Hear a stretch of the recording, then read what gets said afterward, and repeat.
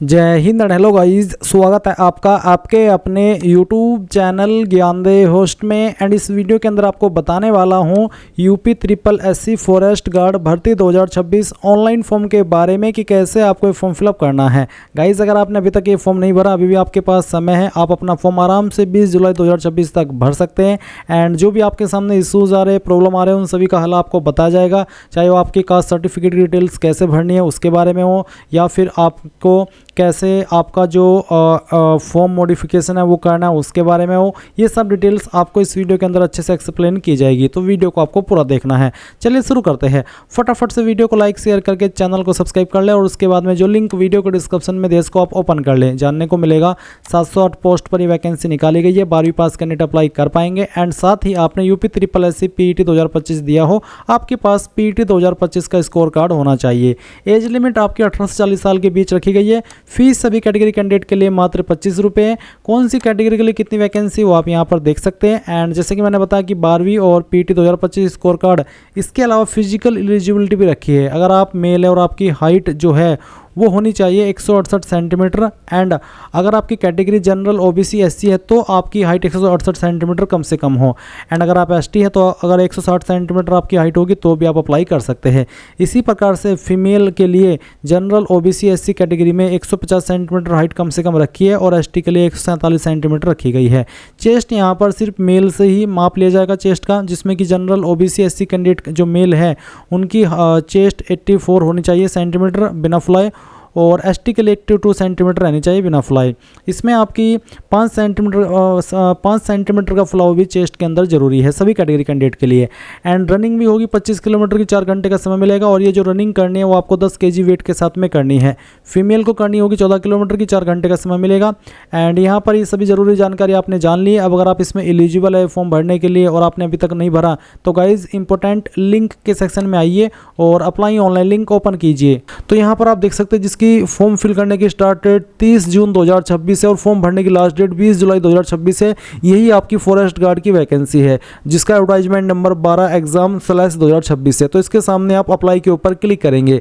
फिर यहाँ पर इस तरह से इंटरफेस आएगा। अब आपको यहाँ पर सबमिट एप्लीकेशन, इसके ऊपर क्लिक करना है। एंड देन गाइज यहाँ पर इंस्ट्रक्शंस आएंगे, सभी को चेक करके आप यहाँ पर I have read the instructions and accept the above declaration, इसके ऊपर टिक करके आई एग्री इसके ऊपर क्लिक करेंगे। अब गाइज यहाँ पर आपके सामने UP triple SC PET 2025 score card की इन्फॉर्मेशन डालने का सेक्शन आएगा। तो बेसिकली आपको पीईटी का रजिस्टर नंबर डालना है। आप जैसे ही यहाँ पर पीईटी रजिस्टर नंबर डाल करके गेट ओटीपी के ऊपर क्लिक करेंगे तो जो आपने फ़ोन नंबर रजिस्टर किया था पीईटी का फॉर्म भरते समय, उसके ऊपर एक ओटीपी जाएगा। वो ओटीपी आप यहाँ पर डालेंगे और वेरिफिकेशन कोड डाल करके क्लिक है टू प्रोसीड के ऊपर क्लिक करेंगे। अगर गाइज जब आप यहाँ पर रजिस्टर नंबर डाल रहे तो आ रहा है कि registration process is not started yet, तो इसका मतलब ये हुआ कि आप यहाँ पर गलत पीईटी रजिस्टर नंबर डाल रहे हैं, आप किसी और फॉर्म का डाल रहे होंगे। क्योंकि अगर आप सही नंबर डालेंगे और आपने पीईटी 2025 दिया है, आपके पास स्कोर कार्ड है, तो आपके सामने इस तरह का जो एरर है वो नहीं आएगा। इसलिए मैं आपको सजेस्ट कर रहा हूं कि आप अपना जो इसमें रजिस्टर नंबर डालें वो आप या तो पीईटी के एडमिट कार्ड से देखें, या फिर पीईटी का जो स्कोर कार्ड है उससे देखें, या फिर कहीं पर आपको 100% श्योरिटी है कि मैंने यहाँ पर लिखा था वहाँ से देखें। अन्यथा आपके सामने वो एरर आ सकता है। क्योंकि ऐसे ही मेरे पास प्रीवियस वीडियो में इस तरह की कंप्लेन आई है कि सर प्रोसेस आ रहा है कि स्टार्ट नहीं हुआ, तो मैंने ये चीज़ आपको पहले ही क्लियर कर दी है। तो आप यहाँ पर ये सब डालेंगे एंड इसके बाद क्लिक या टू प्रोसीड कर देंगे। अब गाइज आपके सामने यहाँ पर ये सब इन्फॉर्मेशन आएगी जो कि आपकी पीईटी 2025 फॉर्म से फैच की गई है। और आप यहाँ पर देख सकते हैं आपकी पोस्ट का नाम आपको दिया गया है, आप इसका एडवर्टाइजमेंट नंबर यहाँ पर ऊपर टॉप पर देख सकते हैं। तो आप इस जानकारी को यहाँ पर स्क्रॉल करते हुए नीचे की तरफ आएंगे और एक आयु सीमा से छूट संबंधित सवाल है। इसमें सभी कैंडिडेट को नो करना है, क्योंकि गाइज ये एक स्पेशल ऑर्डर के तहत अगर आपको छूट चाहिए होती है तब आप इसमें यस कर सकते हैं। एंड अगर आप SC ST है और आप ओवर एज हो भी गए हैं, जो कि आपको 5 साल की छूट मिलती है, वो आपको तब भी दी जाएगी चाहे आप इसमें नो भी क्यों करें, क्योंकि इसमें स्पेशल कैटेगरी के तहत आपको छूट मिलती है। तो अगर आप यस करके देखेंगे भी आपको समझ आ जाएगा। आप कहेंगे कि भागो यहाँ से, ये हमारे मतलब का ऑप्शन नहीं है, तो आप इसमें नो कर देंगे। इसके बाद सवाल है कि are you a research scholar of the Uttar Pradesh chief minister fellowship programme, अगर आप इसके एक रिसर्च स्कॉलर है तो इसमें यस कर देना, नहीं तो आप यहाँ पर भी नो ही कर देंगे। इसके बाद आपके सामने बेसिक एकेडमिक डिटेल आएगी और फिर नीचे यहाँ पर होगी डिटेल्स ऑफ एसेंशियल क्वालिफिकेशन, जिसमें कि आपको आपकी जो मेन क्वालिफिकेशन है वो बतानी है। जैसे कि यहाँ पर बोला है कि माध्यमिक शिक्षा परिषद उत्तर प्रदेश की इंटरमीडिएट परीक्षा या सरकार द्वारा उसके समकक्ष मान्यता प्राप्त की कोई परीक्षा उत्तीर्ण की हो, यानी कि 12वीं या फिर डिप्लोमा, तो आप एक वर्ड में यस कर देना कि हाँ मेरे पास ये क्वालिफिकेशन है। उसके बाद में आपको 12वीं का बोर्ड नेम यहाँ पर बताना है, चाहे जो भी आपका बोर्ड है, वैसे ऊपर भी आपने भर रखी होगी आपकी 12वीं की इन्फॉर्मेशन, बट ये आपसे अलग वे में ली जा रही है। फिर आपको बताना कि किस साल के अंदर आपने आपकी 12वीं पास की है, और उसके बाद में बताना है आपका सर्टिफिकेट नंबर या फिर 12वीं का रोल नंबर। इसके बाद में आपका जो 12वीं का सर्टिफिकेट है, जो मार्कशीट है, वो कब इशू हुई है वो आपको डेट सेलेक्ट करनी होगी। नंबर किसके अंदर है, परसेंटेज या ग्रेड, अगर परसेंटेज तो आप बताएंगे कि कितने नंबर आपको आए थे और कितने में से आए थे, वो आप यहाँ पर डाल देंगे। इसके बाद ये वेरिफिकेशन कोड डालेंगे और सबमिट के ऊपर क्लिक कर देंगे। अब आपके सामने यहाँ पर आपकी जानकारी आएगी इस तरह से, ये आपको बस चेक करनी है और चेक करने के बाद नीचे की तरफ आकर के क्लिक है to proceed for photo and signature, इसके ऊपर क्लिक कर देना है। अब आप आपका फोटो एंड सिग्नेचर वेरीफाई करेंगे, यानी कि देखेंगे कि इसमें आप कोई चेंजेस नहीं कर सकते। फिर आप यहाँ से कंटिन्यू कर देंगे। कंटिन्यू करने के बाद में आपको यहाँ पर ये जानकारी चेक करते हुए आना है और इसमें यहाँ पर आपको एज प्रूफ, डोमिसाइल और आपका जो कास्ट सर्टिफिकेट है वो देना है। डोमिसाइल देना अनिवार्य नहीं है किसी भी कैटेगरी कैंडिडेट के लिए, अगर है तो दे दीजिए, नहीं है तो कोई वैसी वाली बात नहीं है। और जो एज प्रूफ है उसमें आप 10th का सर्टिफिकेट देंगे, तो आपको बताएंगे कि आपका जो 10वीं का सर्टिफिकेट है वो कौन से बोर्ड के द्वारा जारी हुआ है। अगर आप यहाँ पर यूपी बोर्ड से तो आप यूपी बोर्ड लिख सकते हैं और पूरा नाम लिखना चाहे तो वो भी लिख सकते हैं। फिर इशू डेट क्या थी आपके सर्टिफिकेट की, वो भी आपको यहाँ पर इस तरह से सिलेक्ट कर लेना है, पहले ईयर, फिर यहाँ से आपका मंथ और उसके बाद में डे। एंड देन गाइज यहाँ पर जो भी सर्टिफिकेट नंबर है आपका 10वीं का वो आप डालेंगे और अपडेट के ऊपर क्लिक करके अपडेट कर देंगे। इसके बाद आपके सामने यहाँ पर आएगा इसी प्रकार से डोमिसाइल, तो डोमिसाइल का मैंने बता दिया है तो दे दीजिए, नहीं तो आप इसको खाली छोड़ सकते हैं। और कास्ट सर्टिफिकेट SC/ST OBC को देना अनिवार्य है, तो इसमें आपको कास्ट सर्टिफिकेट कुछ इस तरह का देखने को मिलेगा जैसे कि आप वीडियो में देख सकते हैं। इसमें यहाँ पर गाइज आपको यहाँ पर नीचे की तरफ आएंगे, देखेंगे सक्षम अधिकारी के बाद में लिखा तहसीलदार, यानी कि इसको जो जारी किया है वो किया है तहसीलदार ने। तो इसिंग अथॉरिटी में आपको आपका सर्टिफिकेट देखना है और सक्षम अधिकारी के बाद में जो भी पोस्ट लिखी है वो यहाँ पर लिख देनी है। किस डेट में जारी हुआ है वो डेट आपको जारी दिनांक के सामने देखने को मिल जाएगी, वो डेट आप यहाँ पर इसमें सेलेक्ट कर लेंगे।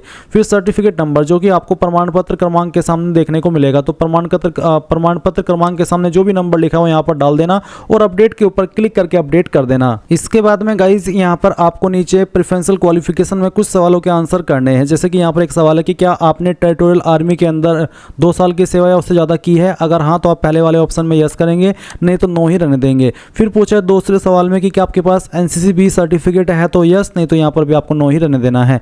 तीसरा सवाल है कि क्या आपके पास सर्टिफिकेट है कंप्यूटर एप्लीकेशन का जो कि रिकॉग्नाइज्ड हो सेंटर या स्टेट गवर्नमेंट के द्वारा, या फिर कोई ऐसी क्वालिफिकेशन जो कि कंप्यूटर से रिलेटेड हो, अगर हाँ तो यस, नहीं तो आप नो करेंगे।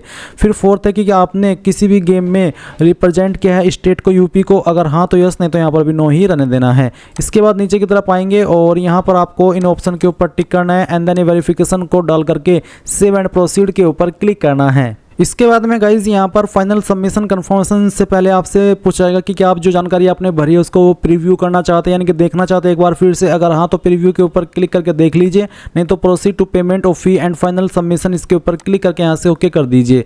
फिर आपको पेमेंट देखने को मिलेगा, क्लिक है टू पे, इसके ऊपर क्लिक कीजिए, ओके कीजिए। एंड देन यहाँ पर गाइज आपको स्टेट बैंक ऑफ इंडिया इसको सेलेक्ट करना है, यहाँ पर टिक करना है और प्रोसीड फॉर फी डिपोजिशन इसके ऊपर क्लिक करके यहाँ से आपको प्रोसीड के ऊपर क्लिक करना है। इसके बाद आपके सामने यहाँ पर पेमेंट करने का विकल्प आ जाएगा। आप आपकी फीस इनमें से जिस माध्यम का इस्तेमाल करके जमा करना चाहे कर सकते हैं, तो कोई भी माध्यम एक सिलेक्ट कर लेना। जैसे कि अगर मैं यहाँ पर इस फॉर्म को भर रहा हूँ, मैं चलिए यूपीआई के माध्यम से सिलेक्ट करता हूँ, तो यूपीआई QR सेलेक्ट करेंगे, पे नाउ के ऊपर क्लिक करेंगे एंड देन QR कोड आपके सामने आएगा, इसको स्कैन करना और जो भी आप यहाँ पर ऐप इस्तेमाल करना चाहते हैं उसका इस्तेमाल करके अपनी फ़ीस पेमेंट कर देना।